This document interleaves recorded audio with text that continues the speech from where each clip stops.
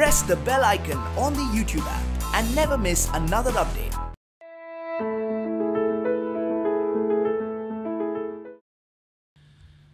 तुमच्या या खच्चून उत्साहाला खरोखर मी मनापासून दाद देतो.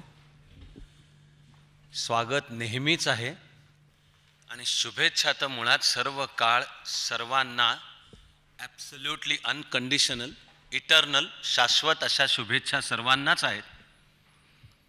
एकूणच रामायण महाभारत आपला सगळ्यांचा प्रचंड मोठा वारसा आहेच, तो सर्वांचा आहे. त्याचा जातपात धर्मपंथाशी काही संबंध नाही. करायची ती त्याची चिकित्सा जरूर करावी. चिकित्सेला आपण कायम ओपन आहे असलोच पाहिजे. पण तुमचा माझा भव्य वारसा आहे, आधी तो वारसा आत्मसात तर केला पाहिजे, मग करायची ती चिकित्सा इत्यादी करू जरूर. अशा त्या महाभारतामधली वरकरणी वाटायला साधी वाटणारी एक गोष्ट मला आयुष्यभर आवडलेली आहे.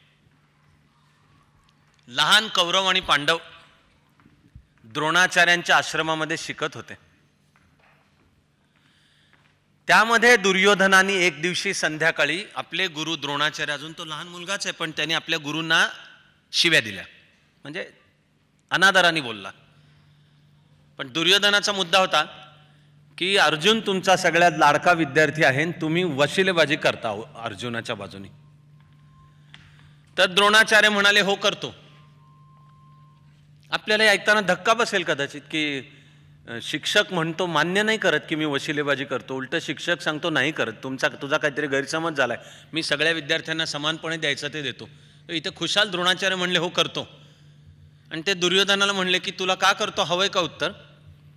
तर झाली होती संध्याकाळ आणि आश्रमातलं लवकर जेवण व्हायचं, सामसूम पण लवकर. तशी सगळी छोटी मुलं आश्रमामध्ये गेलेली होती झोपायला. द्रोणाचार्यांनी त्यांचा मुलगा अश्वत्थाम्याला बोलवलं. एक असा भुस्सा भरलेला पोपट लाल डोळ्याचा. तर अश्वत्थाम्याला सांगितलं की समोरचं जे पिंपळाचं वृक्ष आहे त्याच्या एकदम सर्वात वरच्या फांदीवर एका पानाच्या लागून असं हा पोपट ठेवून ये तिथे. अश्वत्थामा वडिलांनी सांगितल्यानुसार करून आला. त्यावेळेपर्यंत सगळे 105 कौरव पांडव जमले. द्रोणाचार्यांनी सांगितलं की मी तुमची आज धनुर्विद्येची परीक्षा घेणार आहे, सरप्राईज टेस्ट. आधी कल्पना दिलेली नाही पण आज परीक्षा घेणार आहे. आणि मग एकेकाला ते समोर बोलवत होते. प्रत्यंचा म्हणजे धनुष्याची दोरी ताणून उभा राहा. आणि सगळ्यांना दिलेलं टास्क, काम, होमवर्क होता की तो जो तिथे पोपट आहे त्याच्या डोळ्याचा वेध घ्यायचा, त्या पोपटाच्या ते लाल दिसतोय त्या डोळ्याचा वेध घ्यायचा.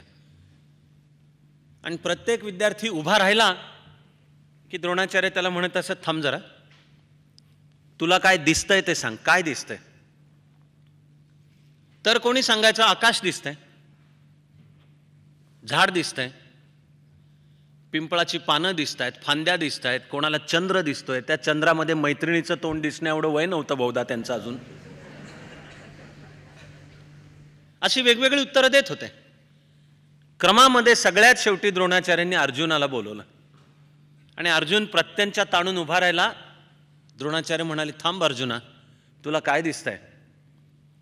अर्जुन म्हणाला गुरुदेव मला फक्त पोपटाचा डोळाच दिसतोय.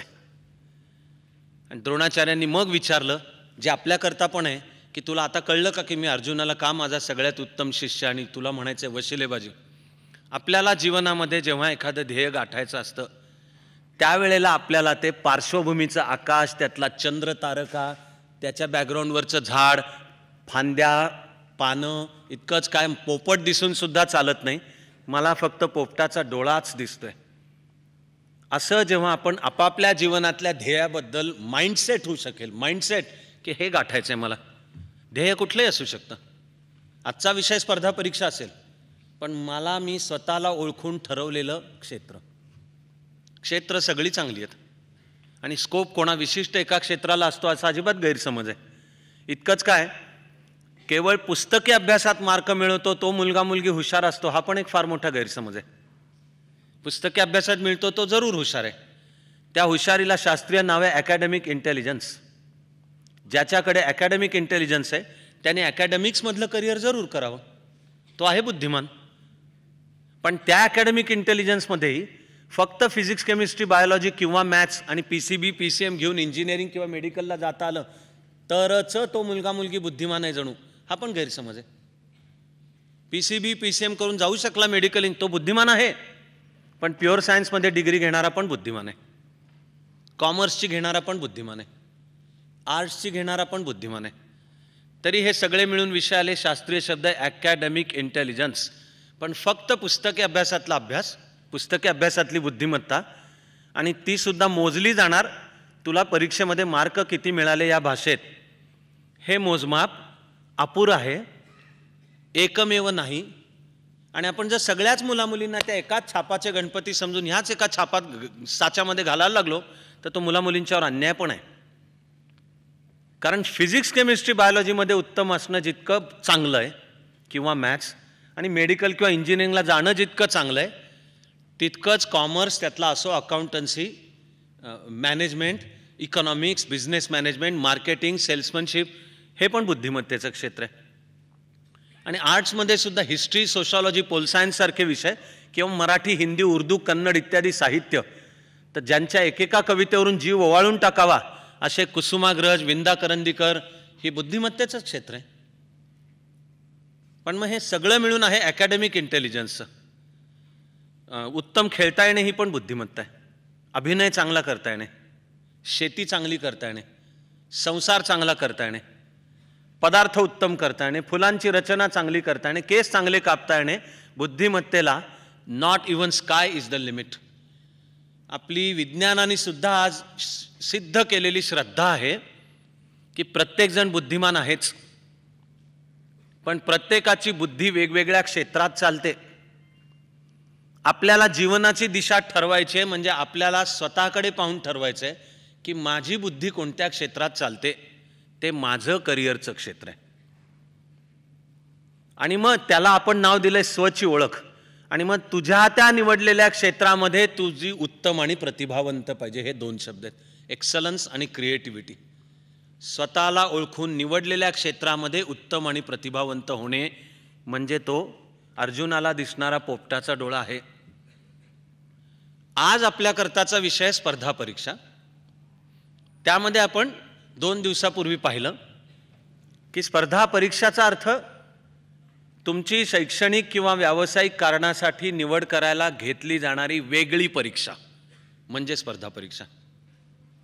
या अर्थाने केवळ 10वी 12वी पदवी आणि इथपासून ते सगळं जीवन ही स्पर्धा परीक्षा नाही.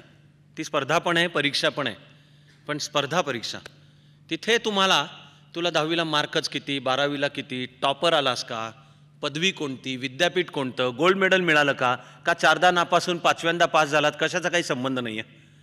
तुम्हाला निवडणारा म्हणणार आहे की फार तर फार तुझं हे किमान वय एवढं आणि किमान अर्हता, शैक्षणिक एज्युकेशनल क्वालिफिकेशन हे एवढं पाहिजे. तेवढं असेल तर फॉर्म भर, की आम्ही सांगतो ही परीक्षा दे. तुझ्याविषयीचा निर्णय तुझा त्या परीक्षेतल्या परफॉर्मन्सवरनं ठरेल. याला म्हणायचं स्पर्धा परीक्षा. मग आपण हे पण पाहिलं की या व्याख्येच्या अर्थाने आता स्पर्धा परीक्षांचं क्षेत्र जवळजवळ सर्वव्यापक बनलेलं आहे आणि जाणाऱ्या प्रत्येक दिवसागणित ही मेथॉडॉलॉजी सगळेजण पाळायला लागलेत ठिकठिकाणी. की तुमच्या केवळ त्या परीक्षेला तुला कागदावर टक्के किती होते वर काही नाही आहे. तो जो निवडणार आहे पुढे तो तुम्हाला म्हणणार आहे ही मी सांगतो ती परीक्षा दे. तिचा पण आपण परवा धावता आढावा घेतला होता. फार मेडिकल, इंजिनिअरिंग, त्या इंजिनिअरिंगमध्ये IITs किंवा मला भारतातल्या कुठल्या इंजिनिअरिंग कॉलेज म्हणजे AIEEE अशा आपण खूप आढावा घेतला होता. सगळीकडे स्पर्धा परीक्षा येऊ लागलेल्या आहेत. फार तुम्हाला पोस्ट ग्रॅज्युएशन करायचं आहे, MBA करायचं आहे, त्यामध्ये ते इंडियन इन्स्टिट्यूट ऑफ मॅनेजमेंट सारख्या प्रथित यश संस्थांमध्ये करायचं आहे. तुम्हाला शास्त्रज्ञ व्हायचं आहे तर प्रोफेशनल शास्त्रज्ञ म्हणून प्रशिक्षण घ्यायचं म्हणजे इंडियन इन्स्टिट्यूट्स ऑफ सायन्स. सर्वत्र सध्या प्रवेश एक स्पर्धा परीक्षा होते.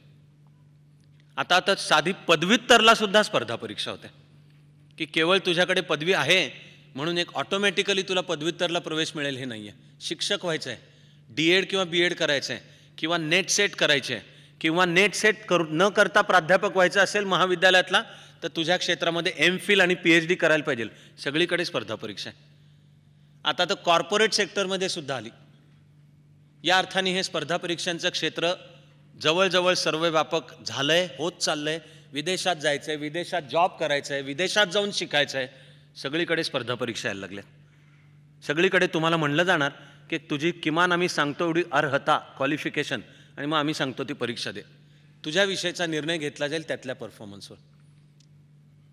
मग आपण हे पण पाहिलं की या व्याख्येनुसार नुसतं स्पर्धा परीक्षांचं क्षेत्र जवळजवळ सर्व व्यापक होतंय नव्हे, तर सर्वच्या सर्व स्पर्धा परीक्षांमध्ये अनेक कॉमन घटक आहेत, कॉमन आहेत की ते कॉमन आहेत सगळीकडे. सर्वत्र पहिला टप्पा पूर्व परीक्षा, तिथे नाव वेगवेगळं असेल. कुठे त्याला प्रिलिमिनरी एक्झाम म्हटलेलं असेल, कुठे एंट्रन्स एक्झाम म्हटलेलं असेल, कुठे स्क्रीनिंग टेस्ट हा शब्द आहे, कुठे एलिजिबिलिटी टेस्ट हा शब्द आहे. पण सगळं मिळून पहिला टप्पा एक परीक्षा की जी वस्तुनिष्ठ बहुपर्यायी ऑब्जेक्टिव्ह मल्टिपल चॉईस टाईप आहे. वर प्रश्न, खाली दिलेली 4 उत्तरं, तुम्हाला असाच A4, हा आकार A4 म्हणतात, या आकाराची आन्सर शीट.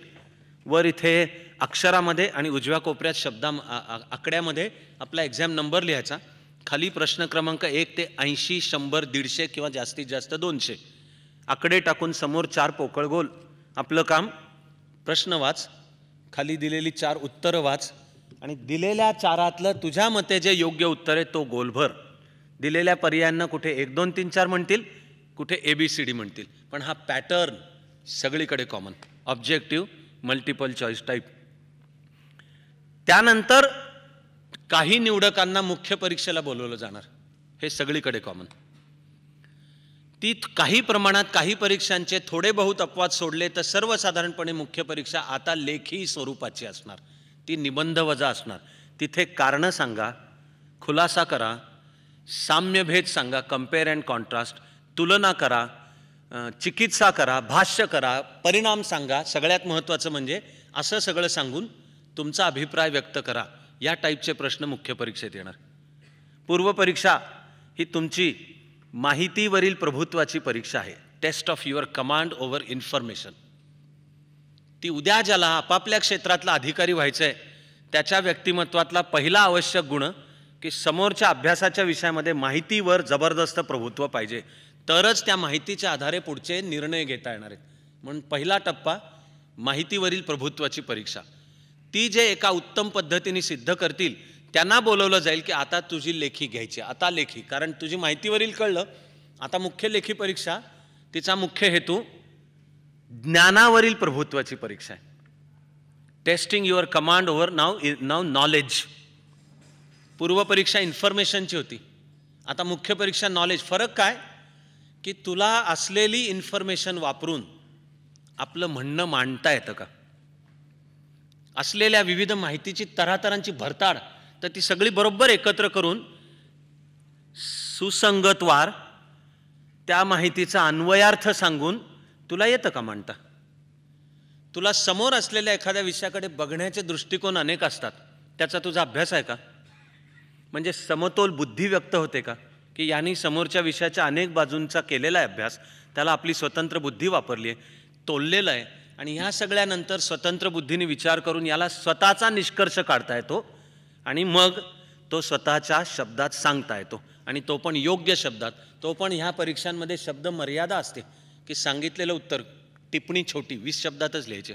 30, 50, 100, 125, 150, 200, 250, फार तर फार अप्पर लिमिट 300, दुनियेतलं काही असू द्यात. अगदी अपवादात्मक UPSCमध्ये जो ऑप्शनल नावाचा विषय, त्यात कधी कधी, हल्ली तरी ते जवळजवळ नाहीच आहे आता, ज्या वर्षांमध्ये मी दिल्या त्या परीक्षा तेव्हा असायचं, 60 मार्कांचा प्रश्न, त्याला फुल क्वेश्चन म्हटलं जायचं, म्हणजे लिहायचं आहे 600 शब्दात. हां, कितीही गुंतागुंतीचा विषय असला तरी 600. 1985मध्ये परीक्षा देताना, त्यावेळी माझं PhD पूर्ण झालं होतं.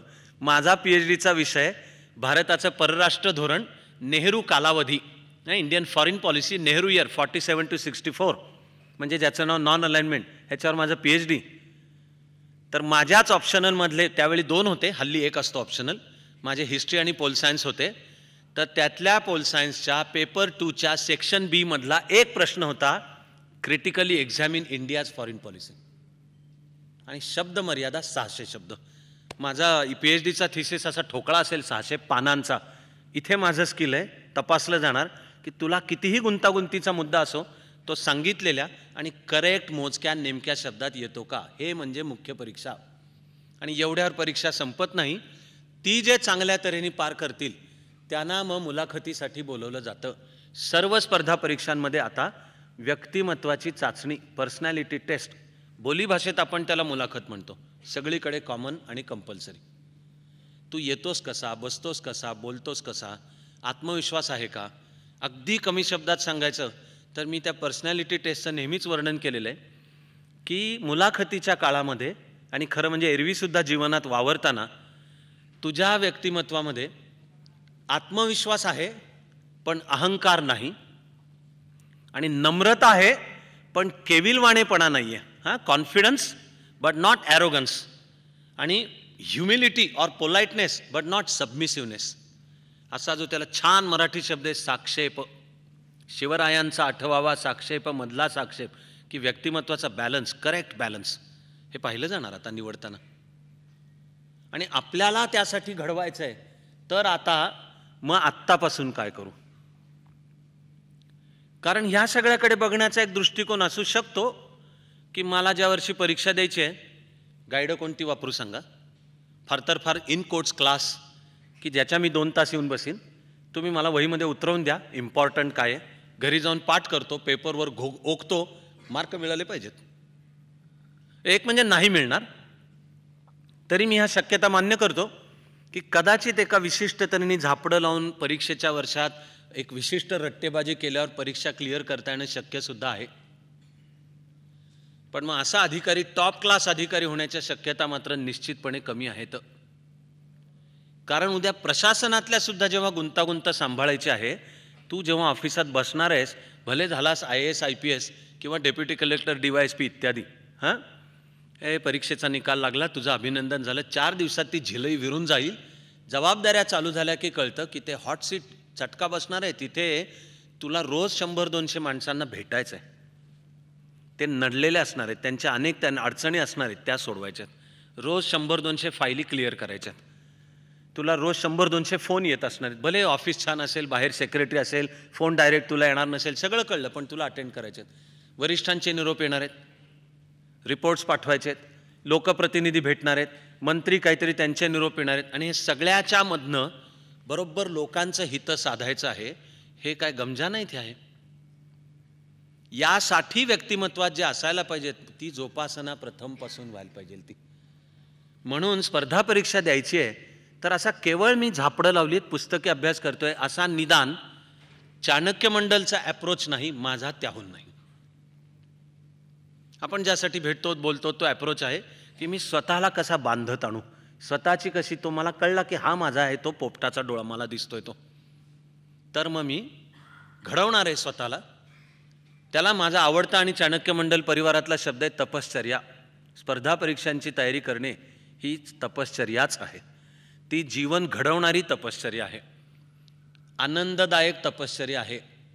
आणि नीट मुद्देसूद सांगण्यापूर्वी आधी हा मुद्दा सांगतोय की परीक्षेमध्ये यश मिळण्याच्या भाषेमध्ये यश मिळो किंवा न मिळो, जीवनामध्ये यश मिळण्याची ती पायाभरणी करणारी तपश्चर्या आहे निश्चितपणे. बाय डेफिनिशन हे मी समजून उमजून कन्व्हिक्शन माझ्या श्रद्धेने सांगत आलोय की स्पर्धा परीक्षांची तयारी करणे बाय डेफिनिशन, आणि नम्रतेने सांगतोय की विशेषतः ती चाणक्य मंडलमध्ये ज्या तऱ्हेने करण्याची रचना आता आम्ही 20 वर्ष अंमलात आणली, हे 21वं चालू होत आहे, ती जीवनाचं विन विन सिच्युएशन तयार करणारी रचना आहे ती. Either way I win. की मी असं आत्तापासून तयारी करायला घेतली स्वतःला, मी घडवतोय स्वतःला, मी घडवतोय, माझा चुकून तो मात्र गर्व अजिबात नाही की मी घडवतो, मी नाही घडवत, चाणक्य मंडलसुद्धा नाही घडवत. जो मनापासून येतो किंवा स्वतःची तपश्चर्या करून, तरी शुभेच्छा सर्वांनाच आहेत, तो घडवतो, आपणच आपल्याला घडवतो, बाकी सगळे निमित्त मात्र असतात. पण आपलं जेव्हा ठरेल की यस आत्ता मी कुठल्या कॉलेजच्या वर्षाला असेन, ज्या साईडला असेन, ज्या डिग्रीला असेन, ते करताना माझ्या डोळ्यासमोर मला स्पर्धा परीक्षांद्वारा करिअर घडवायचं आहे आणि ते उद्या मला जीवन नावाची सुद्धा स्पर्धा परीक्षा जिंकायची, तर मग त्याची तयारी करणं ही नरिशिंग आपल्याला समृद्ध करणारी, जीवनाचा पाया पक्का करणारी, तो एकाच वेळी ज्ञानाचा पाया आपला विस्तृतसुद्धा आणि सखोलसुद्धा, की ज्यावर नंतर आयुष्याची इमारत उभी करायची, असा निश्चितपणे आहे, कायम आहे. पण अलीकडे तर सर्व मानवतेचं वर्णन केलं जातं की आपण इन्फॉर्मेशन एजमध्ये आहोत आता. The whole humanity has entered information age, माहितीचं युग. आणि अशा माहितीच्या युगातल्या समाजव्यवस्थेला सुद्धा पुणे, महाराष्ट्र, भारतासकट जगभर दिलं जाणारं नाव आहे नॉलेज सोसायटी.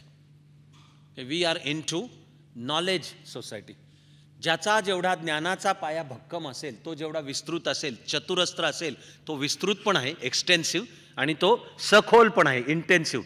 त्याची पायाभरणी पक्की झाली आहे. त्यावर जी त्याची जीवनाची करिअरची इमारत उभी राहील, त्याच्या स्पेशलायझेशनची इमारत उभी, ती भक्कम राहणारच आहे. तेव्हा स्पर्धा परीक्षांची तयारी करणं हे बाय डेफिनिशन आयुष्याची विन विन सिच्युएशन आहे की आयदर वे आय विन. मी स्पर्धा परीक्षेच्या रस्त्यावरनं निघालो घडवायला स्वतःला. माझे द्यायचे ते अटेम्प्ट दिले आणि मी परीक्षेत यशस्वी झालो, म्हणून निवडला गेलो. म्हणून शासन असो, सैन्य असो, विविध जे मी स्पर्धा परीक्षांची शेकडो उदाहरणं निवडला गेलो. ठीक आहे, आयुष्यामध्ये पण विनर झालो. पण मला पण तुमच्याशी बोलताना कायम याचे वास्तवाचं भान आहे आणि ते खोटं गुलाबी चित्र मी कधीही तुमच्यासमोर ठेवणार नाही की शेवटी स्पर्धा परीक्षा ही स्पर्धा आहे. हो, 1000 जणांना निवडलं जाणार. प्रिलिमला फॉर्म 10 लाख जण भरतात. 10 लाख जण फॉर्म भरतात. 7 ऑगस्टला आता UPSCची प्रिलिम आहे. आमचा अनुभव आहे फॉर्म भरलेल्यातले 5 किंवा 6 लाख प्रत्यक्ष परीक्षेला 27 ऑगस्टला येतात. फॉर्म भरलेला असतो केव्हा तरी डिसेंबर किंवा फेब्रुवारीमध्ये, पण त्यांना 6 ऑगस्टच्या रात्री त्यांचा निष्कर्ष निघतो की आपली काय पुरेशी तयारी झालेली नाही. हात दाखवून अवलक्षण करायला नको. आणि विशेषतः जर तुम्ही एक्झाम हॉलमध्ये गेलात, एका फॉर्मवर सही केली की तुमचा अटेम्प्ट मोजला जातो. म्हणून ते ठरवतात जायला नको. जे जातात 5-6 लाख, त्यातल्या सुमारे 12-12.5 हजार जणांना मुख्य परीक्षेला बोलवलं जाणार. त्यातल्या सुमारे 2-2.5 हजार जणांना इंटरव्ह्यूला बोलवलं जाणार. त्यातले 1000 जण सिलेक्ट होणार. त्यातले टॉप 100 म्हणजे IAS. गारगार वाटायला थांबलोय जरा. कसं गारगार वाटतंय. मनाची रिॲक्शन तपासून पहा. मी बोलतोय तसं बसल्या जागी कोणाला कदाचित धस्स झालं असेल की आयला चुकीच्या जागी आलो आपण. बरं, तर तसं सुखासुखी उठून जायची पण सोय उरलेली नाही. आता प्रार्थना होऊनच जाता येणार आपल्याला. मग कुठल्या तरी पर्यायी करिअरचा विचार केला पाहिजे की काहीतरी सांग रे, दुसरं काहीतरी. आपल्यासमोर हे ऐकल्यानंतर 2 उपाय आहेत. एक आहे मटकन खाली बसणे. मटकन बसणेच खाली, म्हणजे आपलं काम नाही, असं मेरे बस की बात नाही आहे. हा सोपा उपाय आहे. पण दुसरा पर्याय आहे सुरसुरी येणे. सुरसुरी की हे चॅलेंज आहे. हे एक जीवनात करण्याचं बौद्धिक सुद्धा आव्हान आहे आणि घडवणारं आहे असं सांगतोय. ज्यासाठी माझा मुद्दा चालू आहे की फॉर्मल औपचारिक अर्थाने परीक्षेत यश मिळो किंवा न मिळो, जीवनातल्या यशाची ती पायाभरणी आहे. हे मी तुम्हाला 100% गॅरंटीने सांगतो. मला पूर्ण भान आहे की देशाच्या पातळीला असेल तर UPSC सारख्या परीक्षेला मी म्हणलो तसं असे 10 लाख बसले, 1000 सिलेक्ट झाले. उरलेल्या 9,99,000 काय चुकलं का काही? किंवा स्पर्धा परीक्षेच्या तयारीला जो वेळ दिला ते काय त्यांचं काय आयुष्य वाया गेलं का? आणि उमेदीची, ऐन उमेदीची वर्ष ह्यात दिली, झालं का असं? मूळ उत्तरे अजिबात नाही झालं. मला हे सगळं खूप जवळनं हाताळताना दरवर्षी जे 3 टप्प्यांना निकाल लागतात, प्रिलिम, मेन्स, इंटरव्ह्यू, मला मुलामुलींना खूप अनेकदा सांभाळून घ्यावं लागतं, बोलावं लागतं. वैयक्तिक भेट असते, पालकांशी संवाद असतो.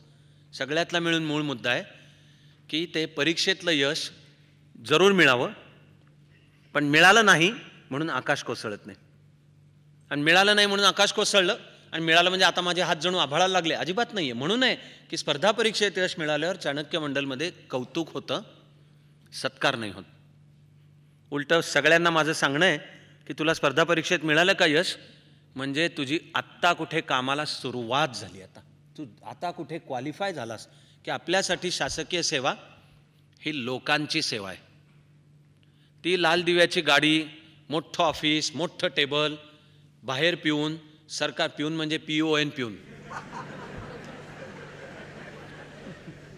सरकारने दिलेला मोठा बंगला, त्याला मोठा आवार, त्याला शिपाई उभे आणि जनता आणि तुमच्यामध्ये मोठी दरी, आणि बघता बघता जी मस्ती अनेकदा अनेकांच्या नकळत सुद्धा डोक्यात जाते की अरे हे लोकांच्या सेवेचं हे विसरायला होतं, यासाठी नाहीच आहे. तर ते बाय प्रॉडक्ट्स आहेत, ते मिळणारच आहेत. या सगळ्यामधनं आपलं कौशल्य आहे की राज्यघटना, कायदे आणि मानवी नीतिमूल्यांच्या चौकटीत राहून मी बरोबर लोकांचं हित कसं साधतो. फायली डिस्पोज ऑफ करतो का, माझ्या टेबलवर फायली 24 तास सुद्धा पेंडिंग राहत नाहीत, आणि लोकांची कामं मी ते बरोबर कायद्याच्या चौकटीत, त्याला मेहरबानी नाही करायला लागत, कायदा पण मोडावा नाही लागत, पण वेळच्या वेळी कशी करून देतो. असं करणाऱ्यांची फौज UPSC MPSC सकट जीवनाच्या सर्व क्षेत्रांमध्ये जावी, यासाठी आपली जी काही चालू आहे ती धडपड आहे. तिला आता सुदैवानी आणि तुमच्याच प्रतिसादामुळे चांगला आकार येताना दिसतो, म्हणून आनंद असतो. तेव्हा आपलं ठरलं की आपल्याला ही तपश्चर्या करायची, जीवन घडवायचं आहे आणि आयुष्याची विन विन सिच्युएशन तयार करायची. तर मग पहिला मुद्दा येतो, सुरुवात केव्हा करावी. की मला स्पर्धा परीक्षांद्वारा करिअर घडवायचं आहे, ओके, सुरुवात केव्हा करू. तर याला मी एक सूत्राचं रूप दिलंय, शुभस्य शीघ्रम and it is never too late. ह्या सूत्रात उत्तर आहे की मला माझं व्यक्तिमत्व, माझं करिअर, मी आहे, विद्यार्थी विद्यार्थिनी आपापले आईवडील, घरामध्ये चर्चा होत आहेत, सुरुवात केव्हा करू. ह्याचं उत्तर आहे अर्लियर द बेटर, शुभस्य शीघ्रम. तर केव्हा, कधी कधी काही अशी पण मुलं मुली आता चाणक्यातनं पण तयारून आहेत सेवेमध्ये की घरातच ठरले होतं, 6वी 7वीत ठरलं होतं. हा ऋषिकेश मोडकच, आईवडील बँकेमध्ये, मूळ राहते ठाण्यामधले, पण 6वी 7वीतच घरात ठरलेलं होतं. आधी आईवडिलांची अपेक्षा, ती 10वी झाल्यानंतर ऋषिकेशची स्वतःची पण बनली, म्हणून जीवन घडवणं चालू झालं. त्याचा प्रवास पोचला देशात 44वा येऊन मणिपूर केडर, आणि आता तिथला एक उत्तम अधिकारी. शेवटाकडे, फिल्मच्या शेवटी जो तुमच्याशी बोलत होता विशाल सोळंकी, तो 2005 मध्ये देशात 8वा आहे, वयाच्या 22व्या वर्षी, वयाच्या केवळ 22व्या वर्षी देशात 8वा. आसाम केडर मिळालं, उत्तम काम करतोय. आता तो आसाममधल्या निवडणुकीच्या आधीच्या मुख्यमंत्र्यांच्या जिल्ह्याचा कलेक्टर होता, म्हणजे जोरहाट. आणि आता निवडणुका झाल्या, सत्ता बदल झाला, पण नवे पण मुख्यमंत्री म्हणले की आता तर हा मला मुख्यमंत्र्यांचं कार्यालय सांभाळायलाच हवाय. तर त्याची आता गुवाहाटीमध्ये बदली. विशाल आसामच्या मुख्यमंत्र्यांचा सचिव आहे, जो मी सुदैवाने मी पण होतो 20 वर्षापूर्वी. आणि असे भारतभर, असे अधिकारी भारतभर. पण तो वयाच्या 22व्या वर्षी झाला. त्याचं पण सासवडला एका निम्न मध्यमवर्गीय घरात राहताना 6वी 7वीतच ठरलं होतं. त्याचं शिक्षण ग्रामीण भागातच आहे, वाघिरे हायस्कूल आधी, म्हणून ठरवून मग पुण्यामध्ये आला. त्याला जे शिकायचं होतं ते. आपल्या सगळ्यांकरताच आहे मूळ प्रश्न, सुरुवात केव्हा करू. याचं उत्तर आहे आत्ता. शुभस्य शीघ्रम and it is never too late. फक्त त्या and it is never too लेटला आयोगाने घातलेली एक वयोमर्यादा आहे की सर्वसाधारणपणे थंब रूल म्हणून असेल तर खुल्या संवर्गाच्या विद्यार्थ्यांना साधारणपणे वय 30. सगळे आपलेच बांधव, मला हे जातींचे शब्द बोचतात, या देशातनं जेवढ्या लवकर ते जातील तेवढं चांगलं आहे, पण आहे त्यावेळेपर्यंतची ही घटनात्मक व्यवस्था आहे. मग OBC संवर्गातले जे आपले बांधव आहेत मग 33, SC ST 35. महाराष्ट्र शासनाने निर्णय घेतला की सर्व वयोगटांमध्ये 5 वर्षांनी एक्सटेन्शन, 5 वर्षांनी द्यायचे.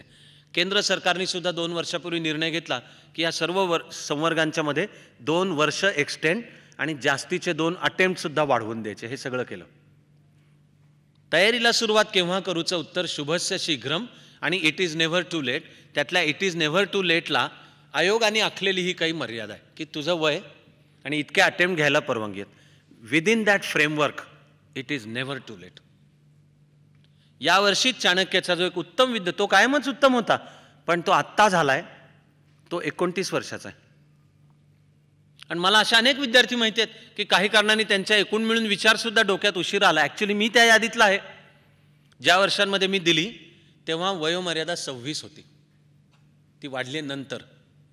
आणि मी कार्यकर्ता म्हणून वावरत होतो, अनेक चळवळींमध्ये होतो, शेतकऱ्याचे प्रश्न घेऊन तुरुंगात पण जात होतो इत्यादी. युवकांची संघटना बांधत होतो, ग्रामीण विकासामध्ये कामं करत होतो. त्यांनीच दृष्टी दिली की IAS हाताशी आलं तर अंतःकरणातली प्रेरणा कार्यकर्त्याची, पण हातातलं साधन IAS, तर आपल्याला लोकसेवा, विकास, राष्ट्रीय एकात्मता ह्यामध्ये जास्ती सहभागी होता येईल. हे जेव्हा मला वाटलं त्यावेळेपर्यंत मी ऑलरेडी 26, म्हणजे एकच अटेम्प्ट होता शिल्लक. माझा शब्द ईश्वराची कृपा आहे की त्याला बहुधा माझ्याकडनं काही काम करवून घ्यायचं होतं, म्हणून तो म्हणला तुला शेवटचा आहे पण तो अटेम्प्ट. तर मी IAS झालो, पण एकच अटेम्प्ट. आताची वयोमर्यादा 30 किंवा 32 असेल, देअरफॉर 37, 40, 41 असेल, ती चौकट आहे. तेव्हा शुभस्य शीघ्रम and it is never too late, की मला काही माझ्या मनात आलेलं आहे. गेले काही दिवस मला काही जण जे भेटू शकतात किंवा अशाच एका मेळाव्यामध्ये फार मध्यमवयीन गृहिणी असलेल्या, त्यांची मुलं बाळं 12, 13, 14 वर्षाची, पण आता शासनाच्या कोणत्या खात्यात आहेत, अशा दोघीजणी मला भेटायला आले होते विचारायला की सरकारने हे जे वयोमर्यादा वाढवून दिली त्यामुळे आम्हाला एक संधी मिळते आहे, तर आम्ही देऊ का आमचा हा विचार हास्यास्पद आहे किंवा इज इट टू लेट. मी त्यांना सांगितलेलं अजिबात इट्स नॉट टू लेट, तो हास्यास्पद अजिबात नाही, उलटी तुम्हाला ही मिळालेली उत्तम संधी, उलट त्याचा फायदा करा. यावर्षी जी चाणक्य मंडलची एक विद्यार्थिनी झाली, यावर्षी तिला IFS मिळतं, Indian foreign service. I am very happy about her. एकदम उत्तम, कायम विद्यार्थिनी होती तेव्हा एकदम उत्तम आदिती. पण जेव्हा तिने दिले तिचे त्यावेळच्या वयोमर्यादा आणि अटेम्प्टनुसारचे अटेम्प्ट संपून गेले आणि वय पण संपून गेलं, आणि ती 4 पैकी 3 वेळा पार इंटरव्ह्यूपर्यंत गेली पण सिलेक्ट नाही झाली. म्हणजे किती पचवायला लागेल दुःख. म्हणजे नर्व्हस सिस्टीमची परीक्षा आहे ती, मेंटल टफनेसची. पण असं सगळं उत्तम करूनही शेवटी ती नाही झाली आधी सिलेक्ट. मग नंतर दुसऱ्या प्रकारच्या स्पर्धा परीक्षा तिने दिल्या, त्या खूप असतात, त्यातल्या एकीत ती क्लिअर होऊन असिस्टंट प्रॉव्हिडंट फंड कमिशनर ह्या पोस्टवर तिची निवड झाली. गोव्यामध्ये पोस्टिंग पण झालं. आणि मग केंद्र सरकारने निर्णय घेतला की सर्व सामाजिक वर्गवारींच्या सर्व वयोमर्यादा प्रत्येकी 2नी वाढवून प्रत्येकाला 2 अटेम्प्ट पण द्यायचे. त्यामुळे ह्या आदितीला एकच अटेम्प्ट उरला, एक मिळाला. पुन्हा तिने तो ह्यावेळी दिला आणि यावेळी प्रिलिम मेन्स इंटरव्ह्यू सगळं क्लिअर करत तिला जे रँकिंग आहे त्यानुसार तिला इंडियन फॉरेन म्हणजे ती टॉपची मानली जाते, इंडियन फॉरेन सर्व्हिस मिळाली सुद्धा. सुरुवात केव्हा करू? शुभस्य शीघ्रम and it is never too late.